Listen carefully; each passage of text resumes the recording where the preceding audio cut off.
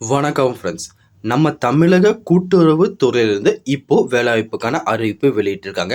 என்னென்ன விதமான கேட்டகரின்னு எடுத்துட்டிங்கன்னா, அலுவலக உதவியாளர், விற்பனையாளர், மேற்பார்வையாளர் அப்படின்னு சொல்லி 3 விதமான கேட்டகரியில் இப்போ வேகன்சி கொடுத்துருக்காங்க. இந்த வேலைவாய்ப்புக்கு குறைந்தபட்சம் 10ஆம் வகுப்புலேருந்து அதிகபட்சம் எனி டிகிரி முடிச்சவரை விண்ணப்பிச்சுக்கலாம். மேலும் இந்த வேலைவாய்ப்புக்கு எப்படி விண்ணப்பிக்கணும், இதுக்கான குவாலிஃபிகேஷன் என்ன, இதுக்கு யாரெல்லாம் எலிஜிபிள் அப்படின்னு சொல்லி ஃபுல் இன்ஃபர்மேஷனும் ஒன் பை ஒன்னாக டீட்டெயிலாக இந்த வீடியோவில் பார்க்கலாம். அதை பார்க்கறதுக்கு முன்னாடி நீங்கள் நம்ம சேனலுக்கு புதியவராக இருந்தீங்கன்னா மறக்காமல் நம்ம சேனலை சப்ஸ்கிரைப் பண்ணிட்டு பக்கத்தில் இருக்க பெல் ஐக்கனை கிளிக் பண்ணிட்டு ஆளுங்க செட் பண்ணிக்கோங்க. அப்போ தான் நம்ம போடுற வீடியோ எல்லாமே உங்களுக்கு உடனே கிடைக்கும்.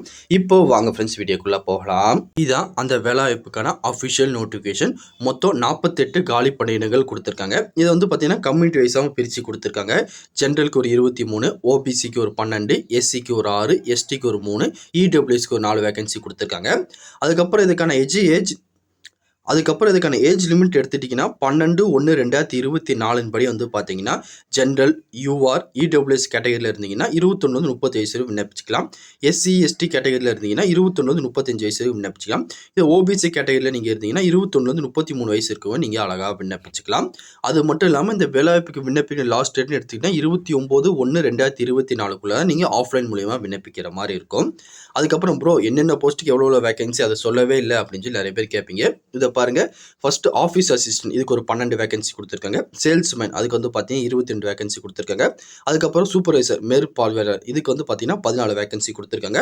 இதுக்கான சேலரி டீட்டெயில் எல்லாமே வந்து பார்த்தீங்கன்னா இந்த காலத்தில் கொடுத்துருக்காங்க. ஒன்ஸ் நீங்கள் செக் பண்ணி பாருங்க. அப்புறம் இதுக்கான குவாலிஃபிகேஷன் எடுத்துட்டிங்கன்னா ஆஃபீஸ் அசிஸ்டன்ட் அலுவலக உதவியாளருக்கு நீங்கள் 10ஆம் வகுப்பு தேர்ச்சி பெற்றிருந்தால் போதும். அப்படி இல்லை நீங்கள் ஐடிஐ முடிச்சுலாம் அப்ளை பண்ணிக்கலாம், 12th முடிச்சுலாம் அப்ளை பண்ணிக்கலாம். அதுக்கு மேலே நீங்கள் டிகிரி, டிப்ளமோ என்ன முடிச்சது நீங்கள் எலிஜிபிள் தான் அப்ளை பண்ணிக்கலாம். அதுக்கப்புறம் சேல்ஸ்மேனுக்கு வந்து பார்த்தீங்கன்னா நீங்கள் 12ஆம் வகுப்பு தேர்ச்சி பெற்றிருக்கோம், இல்லை ஐடிஐ முடிச்சிக்கும், இல்லை எனி டிப்ளமோ முடிச்சா நீங்கள் எலிஜிபிளாக இதுக்கு நீங்கள் அப்ளை பண்ணிக்கலாம். அதுக்கப்புறம் சூப்பர்வைசர்னு எடுத்துட்டிங்கன்னா எனி டிகிரி முடிச்சவங்க மட்டும் இதுக்கு அப்ளை பண்ண முடியும். 10th 12th முடிச்சவங்க இதுக்கு அப்ளை பண்ண முடியாது. ஏதாச்சும் ஒரு டிகிரி முடிச்சிருந்தா நீங்கள் எலிஜிபிளாக இதுக்கு நீங்கள் அப்ளை பண்ணிக்கலாம். அதுக்கப்புறம் இதுக்கான செலக்ஷன் ப்ராசஸ்ன்னு எடுத்துக்கிட்டா ஃபர்ஸ்ட் ரைட்டிங் எக்ஸாமினேஷன் கண்டக்ட் பண்ணுவாங்க. அதுக்கப்புறம் உங்கள் சிவி சர்டிஃபிகேட் வெரிஃபிகேஷன் இருக்கும். அதுக்கப்புறம் உங்கள் பர்சனல் இன்டர்வியூ இருக்கும். இந்த 3 மெத்தட் மூலியமாக வந்து பார்த்தீங்கன்னா உங்கள் செலக்ஷன் ப்ராசஸ் எல்லாமே கண்டக்ட் பண்ணிட்டு இருக்காங்க. அதுக்கப்புறம் இதுக்கான எக்ஸாமினேஷன் பேட்டர்ன் எடுத்துட்டிங்கன்னா ஜென்ரல் நாலேஜ், அதுக்கப்புறம் மேக்ஸு, அக்ரிகல்ச்சர், அதுக்கப்புறம் வந்து பார்த்தீங்கன்னா கோஆப்ரேட்டிவ் மேனேஜ் இது எல்லாமே வந்து பார்த்தீங்கன்னா கலந்து அவங்க எக்ஸாமினேஷன் கேட்பாங்க. மொத்தம் வந்து பார்த்தீங்கன்னா ஒரு 100 மார்க் எக்ஸாமினேஷன் உங்களுக்கு நடைபெறும். 1.5 மணி நேரம் உங்களுக்கு கொடுப்பாங்க. டோட்டலாக வந்து பார்த்தீங்கன்னா 100 மார்க் எக்ஸாமினேஷன் உங்களுக்கு நடைபெறும். அதுக்கப்புறம் இதுக்கான அப்ளிகேஷன் ஃபீஸ் வந்து பார்த்தீங்கன்னா கண்டிப்பாக நீங்கள் பே பண்ணுற மாதிரி இருக்கும். ஒன்ஸ் வந்து பார்த்தீங்கன்னா ஜென்ரல், யூஆர், இடபிள்யூஎஸ் கேட்டகரியில் இருந்தீங்கன்னா ஒரு 500 அப்ளிகேஷன் ஃபீஸும், எஸ்சி எஸ்டியாக இருந்தீங்கன்னா 250 அப்ளிகேஷன் ஃபீஸும் வந்து பார்த்தீங்கன்னா நீங்கள் பேமெண்ட் பண்ணுற மாதிரி இருக்கும். அப்ளிகேஷன் ஃபீஸுக்கான அக்கௌண்ட் நம்பர் கொடுத்துருக்காங்க. ஒன்ஸ் இந்த அக்கௌண்ட் நம்பருக்கு நீங்கள் பேமெண்ட் பண்ணிவிட்டு அதோட ரிசிப்ட் வந்து பார்த்தீங்கன்னா உங்கள் அப்ளிகேஷன் ஃபார்மோடு நீங்கள் அட்டாச் பண்ணி அனுப்பணும் அப்படின்னு சொல்லி கொடுத்துருக்காங்க. நீங்கள் ஆன்லைன் பேமெண்ட் மூலியமாக பண்ணிக்கலாம், இல்லை அந்த பேங்க்கில் போய் வந்து பார்த்தீங்கன்னா செல்லான் மூலியமாக நீங்கள் டெபாசிட் பண்ணிட்டு அதுக்கான ரிசிப்ட் வந்து பார்த்தீங்கன்னா இதோட அட்டாச் பண்ணிக்கோங்க. அதுக்கப்புறம் இந்த வேலைவாய்ப்புக்கான அப்ளிகேஷன் ஃபார்ம் எப்படி ஃபில் பண்ணுறது அப்படின்னு சொல்லி யாருக்கும் ஒரு டவுட் வரும். ஃபர்ஸ்ட் வந்து பார்த்தீங்கன்னா அந்த அப்ளிகேஷன் ஃபார்ம் எப்படி ஃபில் பண்ணுறது அப்படின்னு சொல்லி டீட்டெயிலாக பார்க்கலாம். இதுதான் அந்த வேலைவாய்ப்புக்கான அஃபிஷியல் அப்ளிகேஷன் ஃபார்ம். ஜஸ்ட் வந்து பார்த்தீங்கன்னா நீங்கள் இதை பிரிண்ட் அவுட் எடுத்துக்கோங்க. எடுத்து முடிச்சு சைடில் வந்து பார்த்தீங்கன்னா உங்கள் ஃபோட்டோ இதில் பேஸ்ட் பண்ணிட்டு மேலே வந்து பார்த்தீங்கன்னா சிக்னேச்சர் கொடுத்துருங்க. கொடுத்து முடிச்சு நீங்கள் என்ன போஸ்ட்டுக்கு அப்ளை பண்ண போகிறீங்க அந்த போஸ்ட் டைம் இதில் கொடுத்துருங்க. அதுக்கப்புறம் உங்கள் பேர் வந்து பார்த்தீங்கன்னா பிளாக் லெட்டரில் கொடுத்துருங்க. அதுக்கப்புறம் உங்கள் பிறந்த தேதி, அதுக்கப்புறம் வந்து பார்த்தீங்கன்னா 12/1/2024 அன்றைக்கி உங்களுக்கு என்ன வயசோ அதை வந்து பார்த்தீங்கன்னா டீட்டெயிலாக கொடுத்துருங்க. அதுக்கப்புறம் நீங்கள் எது ஏஜ் ரிலாக்ஸேஷனுக்காக வந்து பார்த்தீங்கன்னா நீங்கள் கொடுக்குறீங்க, நீங்கள் எதாவது கம்யூனிட்டி வைஸில் உங்கள் குவாலிஃபிகேஷன் கொடுக்கிங்கன்னா எஸ் கொடுங்க, அப்படிலாம் வந்து பார்த்தீங்கன்னா நோ கொடுத்துருங்க. அதுக்கப்புறம் உங்கள் ஜெண்டர் கேட்டுக்கோங்க, ஆண், பெண், இல்லை 3ஆம் பாலினத்தை இனம் வந்து பார்த்தீங்கன்னா அது டீட்டெயிலாக கொடுத்துருங்க. அதுக்கப்புறம் உங்கள் தந்தை, கணவர் அல்லது பாதுகாப்பு பேர் வந்து பார்த்தீங்கன்னா டீட்டெயிலாக மென்ஷன் பண்ணிடுங்க. அதுக்கப்புறம் வந்து பார்த்தீங்கன்னா உங்கள் நிரந்தர முகவரி கேட்டிருக்காங்க, அதுக்கப்புறம் தற்கால முகவரி கேட்டிருக்காங்க, அதுக்கப்புறம் உங்கள் கான்டாக்ட் நம்பரு, உங்களோட இமெயில் ஐடி, அதுக்கப்புறம் உங்கள் எஜுகேஷன் குவாலிஃபிகேஷன் நீங்கள் ஹையராக என்ன முடிச்சிருக்கீங்களோ அதை வந்து பார்த்தீங்கன்னா டீட்டெயிலாக கொடுத்துருங்க. அப்புறம் நீங்கள் என்ன மீடியத்தில் படிச்சிங்க, தமிழ் மீடியமாக இங்கிலீஷ் மீடியமாக கேட்டிருக்காங்க, அதை டீட்டெயிலாக கொடுத்துக்கோங்க.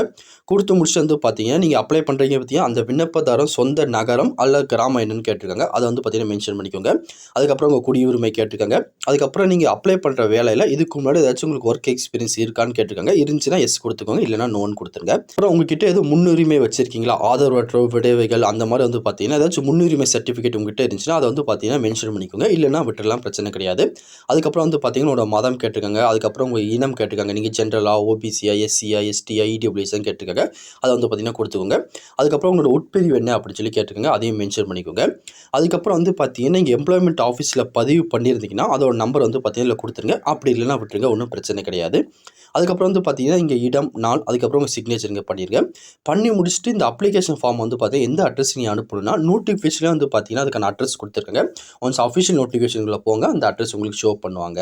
இதான் நீங்கள் அந்த அப்ளிகேஷன் ஃபார்மை சென்ட் பண்ணியிருக்கான அட்ரஸ்.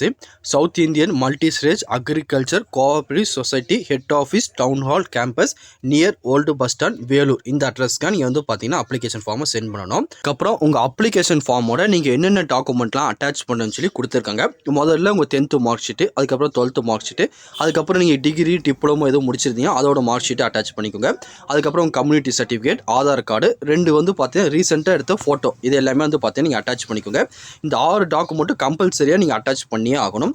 அது போக உங்கள்கிட்ட இன்கம் சர்டிஃபிகேட் இருந்தால் நீங்கள் ஆட் பண்ணிக்கலாம், எக்ஸ்பீரியன்ஸ் சர்டிஃபிகேட் இருந்தால் ஆட் பண்ணிக்கலாம், அதுபோல் டெக்னிக்கல் குவாலிஃபிகேஷன் சர்டிஃபிகேட் இருந்தால் நீங்கள் ஆட் பண்ணிக்கலாம், இல்லைனா பிரச்சனை கிடையாது, ஒன்றுமே நீங்கள் ஆட் பண்ண வேண்டாம். அதுக்கப்புறம் உங்ககிட்ட வந்து typing, MS office, driving skill இருந்துச்சுன்னா எக்ஸ்ட்ரா ப்ரிஃபரன்ஸ் கொடுப்போம் அப்படின்னு சொல்லி அவங்க மென்ஷன் பண்ணியிருக்காங்க.